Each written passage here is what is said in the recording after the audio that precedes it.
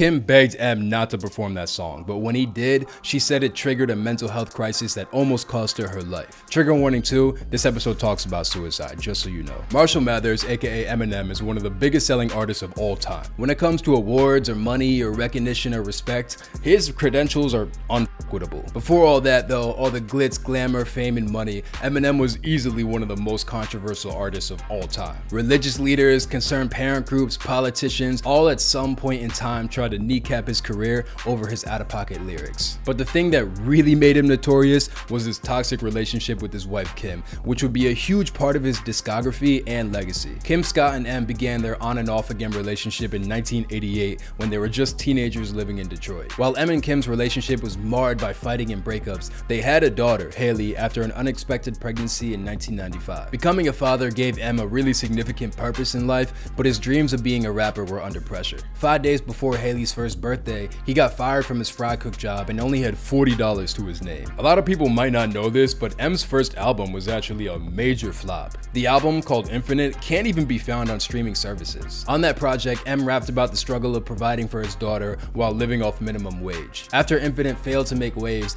M channeled his anger and frustration with the music industry into a demo tape called the Slim Shady EP. But that project had a song squarely aimed at Kim and their increasingly volatile relationship. At this point, Marshall and Kim were on the outs and had been seeing other people. Kim was pissed off enough at Marshall that she reportedly threatened him with a restraining order, which led M to write the song Just the Two of Us, which is pretty much a f***ed up story about a dad who kills the mother of his child and then gets his daughter to help dispose of the body. Just 2 years later, the Mathers family's circumstance had drastically changed. M signed to Dr. Dre after his demo tape got passed to an intern at Interscope Records. His album, the Slim Shady LP, was in such high demand that the label had to ship 1 million copies in advance. The album went triple platinum in 1 year and turned M into an overnight phenomenon. One of the standout tracks was a re-recorded version of Just the Two of Us, retitled as 97 Bonnie and Clyde. M became infamous for making a song where he fantasized about killing his wife. He even brought Haley to the studio behind Kim's back to lay down the vocals for the song. When Kim heard the songs, she was, understandably, pissed the f*** off at M for airing out their business in such a graphic, scary way. In spite of all this, M and Kim finally got married in 1999, the same year that the album dropped. When it came time for M to release his follow-up album, the Marshall Mathers LP,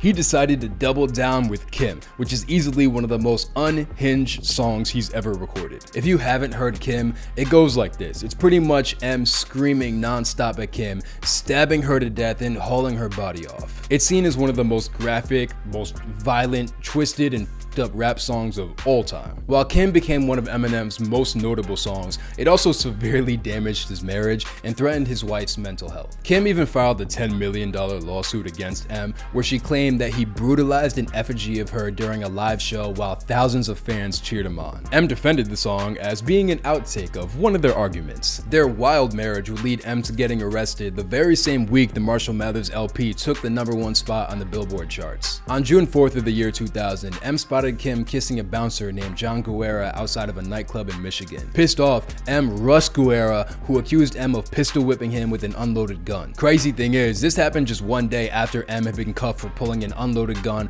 on a car audio store. M ended up pleading guilty for the assault and got 2 years probation. Guerra also sued him, and M had to pay out $100,000 in the settlement. Just a month after the parking lot altercation went down, Kim was rushed to the hospital after attempting suicide. Kim said she attended one of M's concerts with her sister and asked him point blank beforehand if he was going to perform Kim. M was apparently adamant that he wouldn't do the song, but when he hit the stage, he did just that, even strangling a life-size doll meant to be Kim and throwing it into the audience. Kim said she was horrified and traumatized by her husband humiliating her in front of thousands of screaming, cheering fans. With that, she went home that night and slit her wrist in the bathroom. It seemed pretty clear that M's celebrity and the content of his music was taking a real toll on their marriage. In the years that followed, Marshall and Kim's relationship has been pretty quiet. Despite occasional rumors that they've gotten back together, they've managed to remain friendly and seemingly platonic. Once M went to rehab and got clean, he stopped addressing his family life as heavily in his music. But in 2017, he released Bad Husband, where he publicly and explicitly apologized for the first time to Kim. After songs like 97 Bonnie and Clyde and Kim,